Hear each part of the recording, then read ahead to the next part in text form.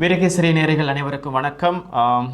உங்களுக்கு தெரியும், தற்போது மத்திய கிழக்கு யுத்தம் தீவிரமடைந்து கொண்டு செல்கிறது. இஸ்ரேல், அமெரிக்கா, ஈரான் மீதான தாக்குதல்கள் தொடர்கின்றன. அதே போன்று ஈரானும் தாக்குதல்களை தொடர்ந்து கொண்டிருக்கிறது. இதில் இலங்கையின் கடற்பரப்புக்கு அருகிலும் ஒரு சம்பவம் நடந்திருக்கின்றது. ஈரானின் கப்பல் மீதான ஒரு தாக்குதல் நடைபெற்றிருக்கின்றது.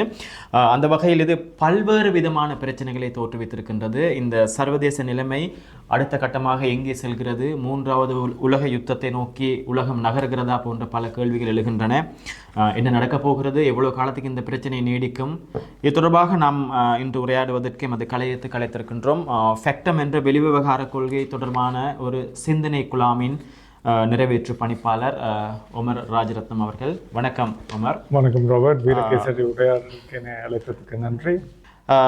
நான் பொதுவாகவே ஆரம்பிக்கின்றேன். இப்போ நீங்கள் தெளிவாக சொல்லுங்கள், உலகம் மூன்றாவது உலக போரை நோக்கி நகருகிறதா இல்லையா? என்ன நடக்கிறது? மூன்றாம் உலக போரை நோக்கி நகருமாறு எங்களுக்கு ஒரு பயம், அச்சம் இருந்தாலும் அப்படி மூன்றாம் உலக போர் ஒன்று நடக்கும் என்ற ஒரு ஒரு ஒரு அறிகுறி எனக்கு அப்படி தெரியவில்லை. ஏனென்றால் இரண்டாம் உலக போரில் எங்களுக்கு இருந்த அனுபவங்களுக்கு அமைய நான் நினைக்கிறேன் வல்லரசு நாடுகள் மட்டுமில்லை, மற்ற நாடுகளுக்கும் அதாவது அந்த ஒரு படிப்பினை இருக்கிறபடியா ஒரு உலக போரை அவங்க தடுப்பாங்கன்ற ஒரு நம்பிக்கையிலே தான் இருக்கு. ஐக்கிய நாடுகள் சபையை தடுக்கும் அல்லது ஐக்கிய நாடுகள் சபைக்கு இதை தடுக்கக்கூடிய சாத்தியமோ திறனோ உண்மையாலுமே இல்லைன்றது தான் நான் நம்புறேன். ஏனென்றால் இன்டர் கவர்மெண்டல் ஆர்கனைசேஷன் என்று சொல்லும்படி, அதாவது அரசாங்கங்களுக்குள் அப்படி அவங்களுக்கு அந்த நடவடிக்கைகளில் ஈடுபடக்கூடிய ஒரு அமைப்பா அவங்கள ஒரு சுவாதீனமா அப்படி அவங்க இதை தவிர்க்கக்கூடிய ஒரு திறன் அவங்களுக்கு. இப்போ இது ஒரு உலக போராக மாறுவதில்லை என்று கூறுவதற்கான உங்களது எடுகோள்கள் என்ன, கருதுகோள்? வரலாற்றை பற்றி மட்டும் அடிப்படையாக கொண்டு கூறுகிறீர்களா? வரலாற்றை பற்றி மட்டும் வைத்துத்தான் நாங்கள் ஒரு அடிப்படையாக அதை எடுக்கலாம் ரோபர்ட். ஏனென்றால் எல்லாருக்கும் எல்லா வகையான விஷயங்களுக்கும் ஒரு ரெஃபரன்ஸ் பாயிண்ட் ஒன்று வேணும் என்று சொல்லுவாங்க. ஏனென்றால் இரண்டாம் உலக போருக்கு பிறகுதான் ஐக்கிய நாடுகள் சபையை நாங்கள் உருவாக்கி இப்போ அது நடந்து நான் நினைக்கிறேன் 70 வருஷத்துக்கு அப்பா என்று சொன்னோம் வரைக்க. அந்த நேரத்துல திரும்ப இந்த நேரத்துல இவ்வளவுதான் இது அச்சமா பயங்கரமா இருந்தாலும் உலக தலைவர்களும் உலக பிரஜைகளும் அந்த அனுபவங்களுக்கு திரும்ப எங்களை கொண்டு போக மாட்டாங்கன்ற ஒரு நம்பிக்கையில தான் அதை நான் சொல்லுறேன். ஆனால் நான் கூறுகிறேன், மத்திய கிழக்கு உலக பொருளாதாரத்தின் ஒரு அமைவிடம், அதை நாங்கள் மறக்க முடியாது. 20 விதமான எரிபொருள் செல்கின்ற, அதை விட கூடவே உற்பத்தி ஆகின்ற ஒரு இடம். ஓமுஸ் வழியாக மட்டும்தான் 20. அமெரிக்கா இதில் சம்பந்தப்படுகிறது. தற்போது ஐரோப்பிய ஒன்றிய நாடுகளுக்கும் இப்போது அமைதியாக இருந்தாலும் ஒரு கட்டத்தில் ஏதோ ஒரு வகையில் தங்களுடைய வகைபாகத்தை வகிக்க வேண்டி ஏற்படலாம் என்று நான் நினைக்கிறேன். பிரிட்டன், ஐரோப்பிய நாடுகள், கனடா உட்பட ஆஸ்திரேலியாவும் அப்படி ஒரு முடிவுக்கு வரலாம். சம்பந்தமே இல்லாமல் இலங்கை போன்ற நாடுகளும் ஏதோ ஒரு வகையில் இப்போ இதில் சம்பந்தப்படுவதாகவே தெரிகிறது. இந்த பிரச்சனையில் சீனாவும் ரஷ்யாவும் தான் இதுவரை அமைதியாக இருக்கின்றது. ஆனால் சீனாவும் ஈரானுக்கு சப்போர்ட் பண்ணுவதாகவே தெரிகிறது. இப்போ முழு உலகமும் சம்பந்தப்படுகிறதே உமர். ஒரு பிராந்திய வல்லரசு அடுக்க இந்தியாண்ட நிலைப்பாடும் இதில் நீங்கள் சொன்ன சீனா ரஷ்யாவுக்குள்ள அடங்கும். என்ற சீனா ரஷ்யா மாதிரியான நாடுகளாக இருந்தாலும் இதுவரைக்கும் போர் ரீதியா ஈரானுக்கு அவங்க உதவ முன்வரையில். ஏனென்றா அவங்களோட அச்சமும் அது உலக போர் வந்துடக்கூடாது. அது என்ன, இந்திய நாட்டில் இருக்கிற நிலைப்பாட்டில் ஒரு அமைதி தெரிகிறது. நீங்க சொன்ன மாதிரி அமைதிக்கு வற்புறுத்தப்பட்டிருக்கிற ஒரு அமைதி தான் அது. ஏனென்றால் எங்கட கடற்பறையில், அதாவது இந்திய பெருங்கடல்ல நடந்திருக்கிற இந்த ஒரு அட்டாக்கும் இந்தியா விட இருந்த அவங்களோட நிலைப்பாடு கொஞ்சம் அமைதியா தான் இருக்குது. கொஞ்சம் இல்லை, அமைதிதான் அவங்க இருக்கிறது. அமைதி என்னென்ற அமைதி என்று அவங்க இதுவரைக்கும் ஒன்றும் சொல்ல இல்லை. இப்போது நடந்த தாக்குதலுக்கு இந்திய அரசாங்கத்தில் இருந்து ஒரு அறிக்கை தான் அவங்க விடுத்திருக்கிறாங்க. அது என்ன அறிக்கை என்றால், அமெரிக்கா இஸ்ரேல் போரில் ஈரானுக்கு தாக்குதல் செலுத்துவதற்கு இந்திய துறைமுகங்கள் பாவிக்கப்பட இல்லை, அதாவது பாவிக்கப்படுவதாக வந்த தகவல்கள் தவறான தகவல்கள் என்று மட்டும்தான் சொல்லியிருக்கிறாங்க. பிராந்திய வல்லரசா மட்டும் இல்ல, பிராந்திய எங்களை மாதிரியான ஒரு சிறு நாடுகளுக்கு இந்தியாவின் ஒரு பாதுகாப்பு ஒப்பந்தத்துல தான் நாங்கள் அதாவது இருதரப்பு ஒப்பந்தங்கள் இருக்கு, எங்கள்கிட்ட முத்தரப்பு ஒப்பந்தங்கள் இருக்கு. அது எல்லாம் வந்து கொஞ்சம் ஒரு பக்கம் வீசி விட்டு அவங்க அமைதியாக தான் இருக்கிறாங்க. இந்த வளமே எங்கள்கிட்ட ஒரு நம்பிக்கை ஒன்று இருந்தது, இலங்கை மாலத்தீவு மாதிரி நாடுகளுக்கு எதுவும் எங்களோட பிராந்தியத்தில் நடந்த இந்தியா அதுக்கு முன் வந்து அதை பார்த்துக்கொள்வோம். இந்த உதாரணத்தை எடுக்க நாங்கள் நம்பிக்கொண்டு வந்த விஷயம் எல்லாம் இப்போ ஒரு தவறான விஷயமா மாறி இருக்கு.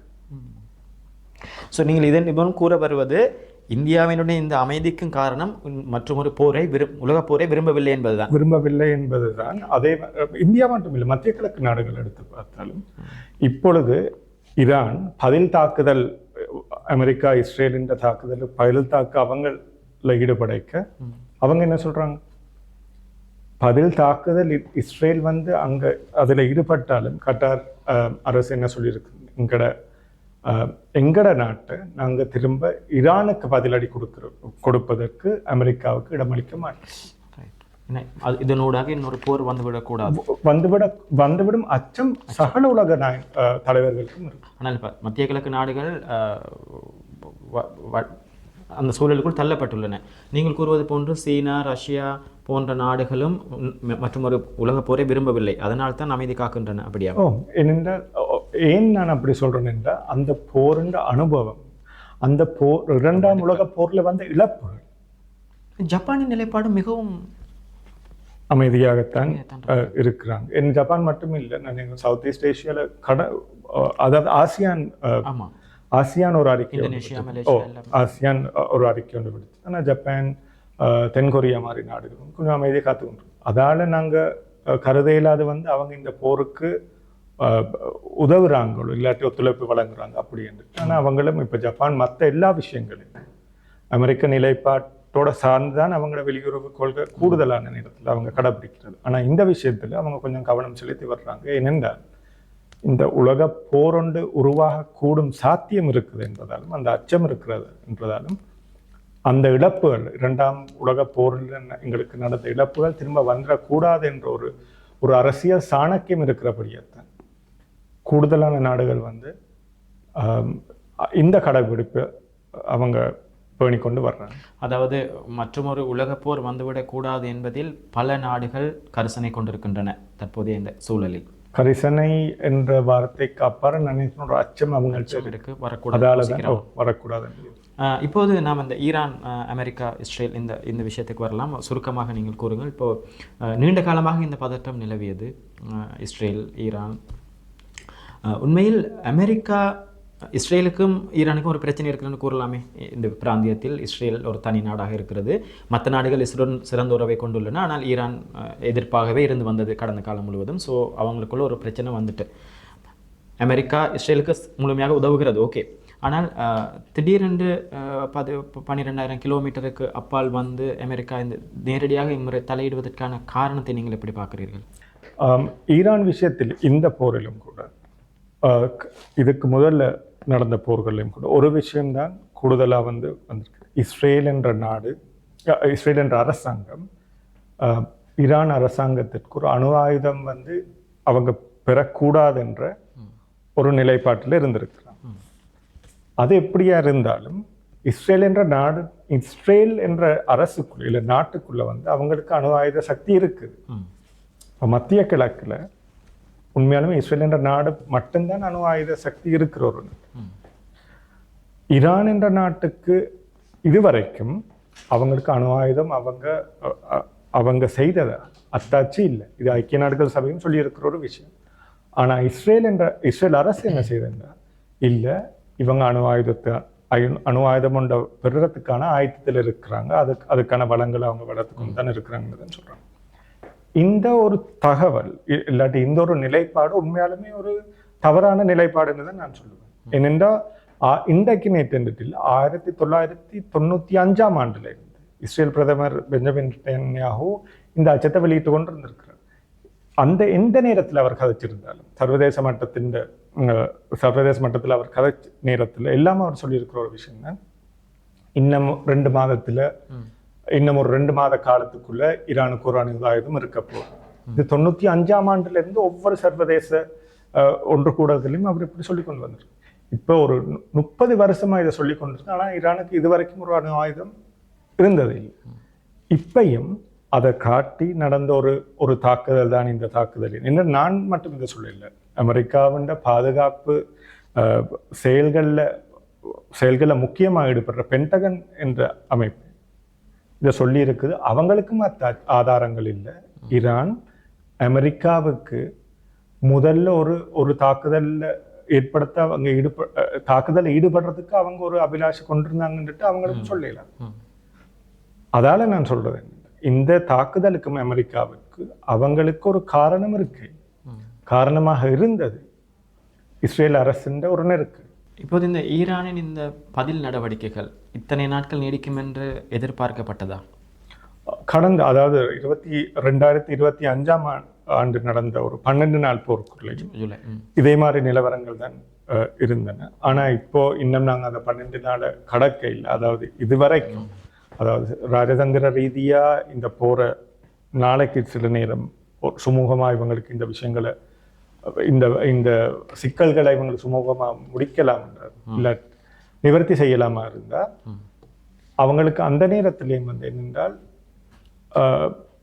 நாங்க இருந்து தான் பார்க்கணும். இன்னும் 12 நாளை இதை கடக்குமா இல்லையான்ட்டு நாங்க இருந்து தான் பார்க்கணும். அதுக்கு பிறகுதான் சொல்லலாம். இந்த போக்கு உங்களுக்கு எப்படி தெரிகிறது? டெண்டன்சி ஒரு பலத்த ராஜதந்திர தலையீடு மற்ற நாடுகள்லையோ இல்லாட்டி ஒரு கூட்டு நாடுகளாலேயோ இல்லாட்டி இதுவரைக்கும் ஒரு மாதம் வரைக்கும் செல்லக்கூடிய ஒரு சாத்தியம் இருக்கிறது. ஒரு மாதம் வரைக்கும் இந்த போர் நீடிக்குமானால் அது இலங்கை போன்ற நாடுகளை கடுமையாக பாதிக்கும். இலங்கை போன்ற நாடுகளை கடுமையாக பாதிக்கும். இலங்கை மட்டும் இல்லை, ஆஸ்திரேலியா மாதிரி நாடுகள் என்னென்றால் அவங்களுக்கு ஒரு ஆயில் ஸ்டோரேஜ் எடுக்க இல்லாட்டி அவங்களுக்கும் 36 நாட்களுக்குத்தான் அவங்களுக்கும் அவங்களோட எண்ணெய்களை அவங்க ஸ்டோர் பண்ணி வச்சிருக்கிறாங்க. அப்போ இலங்கைக்கு மட்டுமென்று ஆனால் இலங்கைக்கு கட்டாயம் இதில் பாதிப்பு இருக்குது. இலங்கையில் வர்ற பாதிப்பு எண்ணெயால மட்டுமே இலங்கையர்கள் எத்தனையோ பேர் 10 லட்சம் பேர் 10 லட்சத்துக்கு மேல மத்திய கிழக்கு நாடுகளில் வேலை செய்யும். அந்த ரெமிட்டன்ஸ் வரைக்கத்தான் என்னென்ன நாங்களும் ஒரு பொருளாதார சிக்கல்ல இருந்து இப்ப மீண்டு வந்து கொண்டிருக்கிறோம். ஒரு நாள் அடிபட்டு வந்தது. அப்ப இலங்கையில இலங்கையர்கள் மத்திய கிழக்குல வேலை செய்யற இலங்கையர்களால வர ரெமிட்டன்ஸ்ல எங்கட பொருளாதாரம் உண்மையாலுமே வளப்படுத்தப்பட்டது. இவ்வளவு அதுதான் ஒரு பெரிய கேள்விக்குறியா இருக்கு. எண்ணெய் என்ற இப்ப வளமையாக நாங்கள் எண்ணெய் என்று பார்க்க மத்திய கிழக்குல இருந்து என்ன வர்றது உண்மைதான். ஆனாலும் எங்களுக்கு சில நேரம் மேற்கு ஆப்பிரிக்க நாடுகளுக்கும் எண்ணெய் வளங்கள் இருக்குது. அப்ப நாங்க அவங்கள்ட்டையும் வியட்நாம் போகலாம். ஆனா ஒரு விஷயம் என்னன்னா, சவுத் ஈஸ்ட் ஏஷியன் எண்ணெய் ஸ்டாக் நாங்க எடுக்கும்போது வியட்நாம், மலேசியா போன்ற நாடுகளுக்கும் எங்களை மாதிரி இப்போ புதுசா இன்னொரு நாட்டுக்கு அவங்களுக்கு ஏற்றுமதி செய்யக்கூடிய ஒரு வளம் அவங்கள்ட்ட இல்லை. அப்ப என்னென்னா இப்போதைக்கும் எங்களுக்கு ரிஃபைன்ட் எங்கட ஆயில் கூடுதலா சிங்கப்பூர்ல இருந்து வர்றது, இந்தியால இருந்து ரிஃபைண்டா தான் வரும். ஆனா இந்தியாவுக்கு எண்ணெய் வளம்ன்றது இல்ல. அவங்களும் ரஷ்யா மிச்சம் இங்க ஓமோ சொல்லியா தான் எடுக்கணும். காலி கடற்பரப்புக்காங்க சர்வதேச கடற்பரப்பு. ஆனால் அது பிரத்யேக எக்ஸ்க்ளூசிவ் எக்கனாமிக் ஜோன். இலங்கைக்குரிய கடற்பரப்பு எக்ஸ்க்ளூசிவ் எக்கனாமிக் ஜோன் என்றால் கொஞ்சம் விளங்கப்படுத்துங்கள் என்ன அப்படின்னு. இலங்கைக்கான கடற்பரப்பு எங்கட எல்லையில இருந்து கடற்கரையில இருந்து 12 கடல் மைல்கள் வரைக்கும் இலங்கைக்கு சொந்தமான அதுதான் டெரிட்டோரியல் வாட்டர்ஸ்னு சொல்லுவோம். ஓகே, அதுக்கு பிறகு வர்றது எக்ஸ்க்ளூசிவ் எக்கனாமிக் ஜோன். 12ல இருந்து அங்கால போறது எல்லாம் எக்ஸ்க்ளூசிவ் எக்கனாமிக் ஜோன் வருது. அது உண்மையாலுமே இலங்கை ஒரு கடற்பரப்பா கருதப்படுறது இல்லை. ஆனா அந்த எக்ஸ்க்ளூசிவ் எக்கனாமிக் ஜோன்ல எந்த அனர்த்தம் நடந்தாலும் மனிதாபிமான ரீதியான தலையிடுவதற்கும் மற்ற இந்த உதவி அந்த ஒரு கப்பல் கடமைப்பட்டிருக்கிறது அந்த எல்லைக்குள்ள இருக்கிற அரசு. 3 சட்டங்கள் ஏதோ இருக்குன்னு நினைக்கிறேன். அந்த சாசனம் இலங்கை கடமைப்பட்டிருக்கு. ஸோ இப்போ இந்த தாக்குதல் நடந்தது அந்த பிரத்யேக பொருளாதார வலயம். ஸோ அதனால இப்போ இலங்கையிட இறமையை மீறினதாக இது எங்கேயுமே பார்க்கலாது. அப்படி பார்க்கல. ஸோ இன்னொரு நாட்டோட அந்த எல்லையில சண்டை பிடிக்கலாம் அப்படியா? இதுல என்னென்றா இராணுவ ரீதியான விடயங்கள் நடக்கலாம்ன்றது இருக்கு. ஆனா போர் இழக்கலாமான்றது ஒரு கேள்விக்குறியா இப்போ நடந்தது என்னது? இது ஒரு ஒரு ஆக்ட் ஆஃப் வார், யுத்த ஒரு நடவடிக்கை. யுத்த நடவடிக்கையா தான் இது இருக்கு. ஏனென்றால் ஒரு நீர்மூழ்கி கப்பல் வந்து இன்னொரு நாட்டின் கப்பலை தாக்குற அளவுக்கு இருக்குதுன்னு அது சாதாரண விஷயம் என்று அது ஒரு யுத்த நடவடிக்கை. ஓகே, ஸோ அது இதுக்கு ஸ்ரீலங்கா யாரையும் கண்டனம் தெரிவிக்க இயலாது. எனக்கு என்னென்ற என்ற தனிப்பட்ட அபிப்பிராயம், இலங்கை கண்டனம் தெரிவிச்சிருக்க வேணும். இன்னும் டைம் இருக்கு அவங்களுக்கு அறிக்கை விட டைம் இருக்குது. ஆனால் இப்போ எப்படி என்ன மாதிரி அறிக்கை விடணும் இலங்கை? அதாவது சர்வதேச நீதியை அமெரிக்காவுக்கு கடைப்பிடிக்குமாறு ஊக்குவிக்கலாம் என்றால் கரிசனை தெரிவிக்கவே மேலும் அந்த விஷயத்துக்கு. ஏனென்றால் இந்த கடன் வளத்துக்குள்ள நடந்த விஷயம் வந்து இலங்கையை தான் கூடுதலாக பாதிச்சிருக்கு. எப்படி பாதிச்சிருக்குன்றா, எங்கட கடற்படை தான் போய் வந்து இந்த கப்பலில் இருந்தவங்களை மீட்டெடுத்துருக்கு. ஓகே, தண்ணில மிதந்து கொண்டிருந்த பிரேதங்கள் எல்லாத்தையும் எங்கட கடற்படை தான் மீட்டு கொண்டு வந்து. இப்போ இது எல்லாருக்கும் இது வந்து இப்போ எங்கட வளங்களையும் நாங்கள் அங்கே போட்டு தானே இருக்கு. அதாவது மனிதாபிமான ரீதியா நாங்கள் தலையிட்டாலும் மனிதாபிமான ரீதியா இலங்கை கடற்படை தலையிட வேண்டிய நிலைமை வந்தது அந்த யுத்த நடவடிக்கை. அந்த யுத்த நடவடிக்கை எந்த தரப்பால் இழக்கப்பட்டது என்றால் அமெரிக்காவால் தான் அந்த இலக்கு. நான் கேட்குறேன், ஈரானும் அமெரிக்காவும் இப்போது சண்டையிட்டு கொண்டு இருக்கின்றன. அந்த நாட்டில் அமெரிக்காவும் ஈரானும் அடிக்குது, அமெரிக்காவும் தாக்குது. ஓகே, ஒரு சர்வதேச கடல் எல்லையில் ஈரான் கப்பலை அமெரிக்கா இந்த யுத்தத்தின் ஒரு பகுதியாக, நீங்களே சொல்லுங்கள், ஆக்ட் ஆஃப் வார்னு சொல்லி வந்து அடிச்சிருக்காங்க. இதை நம்ம எப்படி தப்புன்னு சொல்லலாம்? இலங்கை கடினமான அறிக்கையை நாங்கள் எப்படி வெளியிடுவது? இல்லை, இதில் கடினமான அறிக்கையை வெளியிடுறதா இல்லைன்றது ஒரு புறம் இருக்கு ராபர்ட். ஏதாவது ஒரு அறிக்கை ஏதாவது, ஏனென்றால் இந்த மனிதாபிமான ரீதியான தலையீடோ ஒரு போர் நடவடிக்கை ஒரு யுத்த நடவடிக்கை நடந்திருந்தாலும் எங்களோட தலையீடு வேறு. ஆனால் ராஜதந்திர ரீதியா எங்களோட நிலைப்பாடு என்னன்றதை நாங்கள் ஒரு அறிக்கை மூலம் தெரிவிச்சிருக்க வேண்டும். சரி, இப்போது இது வந்து இந்து சமுத்திர கடல் பிராந்தியம். நாம் சூப்பர் பவர், இந்த சமுத்திரம் சூப்பர் பவராக இந்தியாவை கருதுகிறோம். இதுவரை இந்தியா இது தொடர்பாக ஒன்றும் கூறவில்லை, ஆனால் மறுத்திருக்கிறது நாங்கள் உதவவில்லை என்று. அவங்களோட துறைமுகங்கள் பாவிக்கப்பட்ட இல்லை. இந்தியா என்ன செய்திருக்க வேண்டும் இந்த இடத்தில்? நீங்கள் இலங்கை பதிலளிக்க வேண்டும் என்று கூறுகிறீர்கள். இந்தியா உண்மையாலுமே இலங்கையின் அறிக்கைக்கு முதல்ல வந்திருக்க வேண்டியது இந்தியா பதிலளித்திருக்க வேணும். ஏனென்றா நீங்க சொல்ற மாதிரி இலங்கை கடற்படைக்கு அப்பாறு நடந்த ஒரு விஷயமாக இருந்தால் பிராந்திய அளவில் இந்திய சமுத்திரத்துல முக்கிய பாதுகாவலரை நாங்க யாரை கருதுறோம்? இந்தியா. அப்ப இந்த மாதிரி ஒரு நிலைமையில இந்தியா அமைதி காக்க போவதாக இருந்த, நான் முதல்ல கூறிய மாதிரி எங்கட இருதரப்பு பாதுகாப்பு ஒப்பந்தங்களும் முத்தரப்பு பாதுகாப்பு ஒப்பந்தங்களும் எப்படி நாங்கள் நடைமுறைக்கு எதிர்காலத்தில் கொண்டு வரோம் என்ற நம்பிக்கை எங்களை மாதிரி நாடுகளுக்கு இருக்க போகுது. ஆனால் அதுக்கு நீங்கள் முதல் கூறியது போன்று இந்த பிரச்சனை பெரிதாக வந்துவிடக்கூடாது என்று இந்தியா கருதலாம் அல்லவா? அதை தான் நான் சொல்றேன். இது இந்தியாவுக்கு அவங்க கருதலாம். ஆனால் ஒரு அறிக்கை இல்லாம அமைதி காப்பு, அது ஒரு அந்த ரைட் சிக்னலை அதுல வந்து அவங்க பண்றது இல்லை. ரைட், என்னென்றா இதால சொல்ற ராஜதந்திர ரீதியா ஒரு அறிக்கையை நாங்க விடுக்க, அதால நாங்க கருதுறது இல்லை வந்து நாங்க கரிசனை காட்டுற நாடோட கதைக்க மாட்டோம் அப்படி நாங்க நிலைப்பாடை தான் சொல்றோம். ஏனென்றா அதை விட இந்திய சமுத்திரத்துல வந்து இது இந்த எல்லைக்குள்ள வந்து ஒரு ஜோன் ஆஃப் பீஸ் என்று நாங்க கருதுறோம். அதாவது சமாதானத்துக்கான ஒரு எல்லை வளையம். அதுக்குள்ள இப்படி ஒரு யுத்த நடவடிக்கையில இன்னொரு நாடு, அதுல இன்டர்நேஷனல் அதாவது சர்வதேச துறையான இந்த விஷயங்களை கூறுறதுன்னு எக்ஸ்ட்ரா ரீஜனல் பவர்ஸ். இந்த ரீஜன் ஏசியாவா இருந்த யுத்த நடவடிக்கை வந்து யுத்த நடவடிக்கையில தாக்குதலில் ஈடுபட்டதும் ஒரு எக்ஸ்ட்ரா ரீஜனல் பவர், அதுல வந்து பாதிக்கப்பட்டதும் ஒரு extra regional power. Right, Iran மத்திய கிழக்குல மற்ற நாடுகள் இந்த இளமையை வந்து அவங்களும் மீறி இப்படி தாக்குதல் நடத்துறது இல்லைன்னு நான் சொல்ல வரேன். அதுவும் பிள்ளை. அதால தான் இப்போ நீங்கள் அப்படி பார்க்கும்போது Saudi Arabia, Qatar, Bahrain, Kuwait இவங்க எல்லாம் அவங்களோட அந்த பதில் தாக்குதலுக்கு கண்டனம் தெரிவிச்சிருக்கிறாங்க. ஐக்கிய அரபு அமீரகம் இல்லை அதே மாதிரியான நிலைப்பாடு நாங்க வந்து எப்படியும் கடைபிடிச்சிருக்க வேணும். ஏனென்றா அமெரிக்கா மாதிரி ஒரு வல்லரசு நாங்க சொல்ற அறிக்கையால வந்து அவங்க எங்களோட அப்படி கோவிக்க போறது இல்லை. ஏனென்றா ஒரு உலகத்திலேயே சர்வதேச ரீதியான விடயங்களை பேணுற அமெரிக்காவுக்கு ஒரு அறிக்கையால அவங்க வந்து ஒன்றும் மாற போறது இல்லை.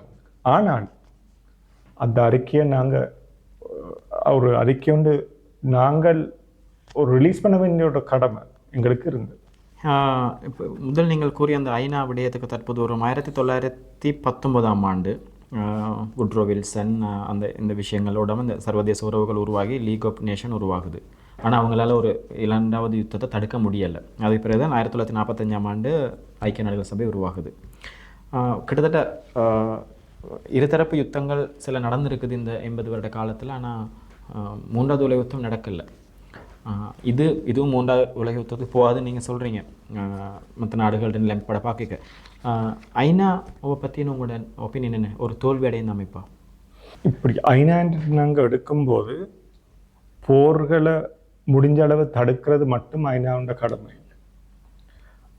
ஐக்கிய நாடுகள் என்ற எடுக்கைக்கு நாங்கள் யுனிசெஃப் சிறுவர்களை குறித்து அவங்க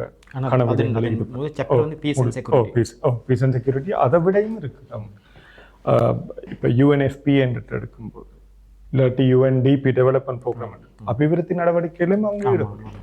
அதால சில நேரம் வந்து இந்த ஐக்கிய நாடுகள் என்று சொன்னாலே ஒரு போர் ரீதியான விடயங்களில் ஈடுபடுறதோ பாதுகாப்பான விடயங்களை தலையிடுறது மட்டும் நாங்கள் கருதலாம். அது அல்ல, உண்மையான விஷயம் அது இல்லை. ஆனால் போர் ரீதியான விடயங்களை அவங்களால தடுக்க கொஞ்சம் கஷ்டம் இல்லை. அவங்களுக்கு அந்த விடயத்தில் ஈடுபட அவங்களுக்கு கஷ்டமா இருந்திருக்கு. என்னென்னா கடந்த 10 வருஷத்தை எடுப்போம், எத்தனை போர்கள் வந்து இருதரப்பு போர்களும் இருந்திருக்கு.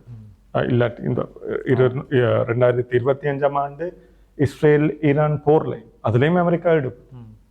அதுலேயும் ஐக்கிய நாடுகள தலையிட்டாலையும் அந்த போர் நிறுத்தப்பட்டது. அப்போ இங்க சவுத் ஈஸ்ட் ஏஷியாவில் நாங்கள் எடுக்கும்போது தாய்லாந்து, கம்போடியா, இந்தியா, பாகிஸ்தான் கன விஷயங்கள் என்ன. ஐக்கிய நாடுகள் ஒரு பாதுகாப்பு சபை யுஎன் செக்யூரிட்டி கவுன்சில், அதுலேயும் இந்த விடயங்களை பற்றி அவங்க கலந்துரையாடுறதையுடைய கூடுதலா வந்து ஒரு நாடு ஒரு பிரேரணையை கொண்டு வந்தார். அந்த பெர்மனன்ட் மெம்பர்ஸ் என்று சொல்லுவாங்க. France, Britain, Russia, China, US. அதுல ஒரு நாடாவது அந்த பிரேரணைக்கு எதிர்ப்பு தெரிவிச்சா பிரேரணையை வந்து நாங்க அமலுக்கு கொண்டு வரையில வீட்டோவை பயன்படுத்துவாங்க. வீட்டோ ஒவ்வொரு நேரத்திலும் பயன்படுத்தி இருக்கிறோம். இதுல இன்னொரு பிரச்சனை இல்லை. ஐக்கிய நாடுகள் அந்த பெர்மனன்ட் மெம்பர்ஸ் என்ற அந்த ஸ்ட்ரக்சரையே மாற்ற வேண்டிய ஒரு நிலைமையில தான் நாங்க இப்ப இருக்கிறோம். அதை மாற்றணும். எப்படி மாற்றணும்? 5 நாடுகளில் மட்டும் அவங்கள்ட்ட அந்த அந்த உலகத்துல போர்கள் நடக்க முடியுமா இல்லையான்ற அதிகாரம் அதை பத்தி தீர்மானம் எடுக்கக்கூடிய அதிகாரம் வந்து 5 நாடுகளுக்கு மட்டும் இருக்கக்கூடாது. அது நான் வளமையா ஒரு சிபாரிசை சொல்றதுன்னா அது ஒரு ரொட்டேஷனல் பேசிஸ்ல நாங்க அதை ரொட்டேட் பண்ண பார்க்கணும். அப்படி இல்லை, நிரந்தர நாடுகளையும் ரொட்டேஷனல் கொண்டு வரணுமா? என்னென்ன நிரந்தர நாடுகளால இதுவரைக்கும் இந்த போர்கள் எதை அவங்களால தடுக்க முடிஞ்சிருக்கு. இப்ப இந்தியா பாகிஸ்தான் போர் நடந்த நேரத்திலே ஐக்கிய நாடுகள் தலையிட்டாலே அந்த போர் இல்லை. இருதரப்பில் முத்தரப்பு பேச்சுகள் இல்லாட்டி இன்னொரு வல்லரசு தலையிட்டதாலதான் அந்த கலந்துரையாடல்ல போய் வந்து அந்த போர் நின்றது. அதாலதான் நான் சொல்றேன், வந்து பாதுகாப்பு சார்ந்த விடயங்களுக்கு ஐக்கிய நாடுகள் இதுவரைக்கும் அவங்களோட தலையீடு குறைவா தான் இருந்திருக்குது. தலையீடு குறைவா இருக்குது. தலையிட்டு அவங்களுக்கு செய்து கொண்டு வந்திருக்கணும். ஆனாலும் அந்த தலையீடுகள் வெற்றி பெற்ற உதாரணம் என்று சொல்ற சரியான குறைவா தான் இருக்கு. மறுசீரமைக்கப்பட வேண்டும் அந்த கட்டமைப்பு. கட்டாயம் இந்தியா போன்ற நாடுகள் உள்ளே வர வேண்டும் என்று. இந்தியா போன்ற நாடுகள் கட்டாயம் உள்ளே வர வேண்டும். ஆனால் இந்தியாவான நாடுகள் வந்து உள்ளே வரும்போது பாகிஸ்தானுக்கும் உள்ளே வர வேண்டும் என்ற ஒரு எண்ணம் தோன்றலாம். எண்ணம் மட்டும் இல்லை, அவங்களும் அதுக்குள்ளே போகணும் என்ற ஒரு அபிலாஷை அவங்களும் கொண்டிருக்கலாம். ஆனால் உலகின் மிகப்பெரிய ஜனநாயக நாடு என்ற ரீதியில் இந்தியாவுக்கு அந்த எண்ணம் இருக்கலாம். நாங்களும் எண்ணம் இருக்கலாம், அவங்களுக்கு அதுக்கு அங்கே போகக்கூடிய திறனும் இருக்குது. ஆனால் அதால தான் நான் முதல்ல சொன்னேன், பெர்மனன்ட் மெம்பர்ஸ் என்று சொல்கிறதை ஒரு ரொட்டேஷனல் பேசிஸுக்கு வந்தாத்தான். நன்றி உமர். ஃபேக்டம் நிறுவனத்தின் சார்பாக எங்களுடன் கலந்துரையாடுறதுக்கு. உங்களுடன் பேசுவதற்கு இன்னும் நிறைய விடயங்கள் இருக்குது. அமெரிக்காவின் இலங்கையுடன் உறவு, யூகே, சீனா மற்றும் இலங்கையில் இருக்கின்ற பல்வேறு விடயங்கள் நீங்கள் பணியாற்றுகிறீர்கள். எலெக்ஷன், தேர்தல் ஆணைக்குழு மற்ற இந்த சட்டங்கள். ஆனால் இன்றைய நிலைமையில் நாம் இந்த விடயத்துடன் இதனை நாங்கள் முடித்துக் கொள்கிறோம். மீண்டும் ஒருமுறை சந்திப்போம். நன்றி ரோபர்ட். நன்றி.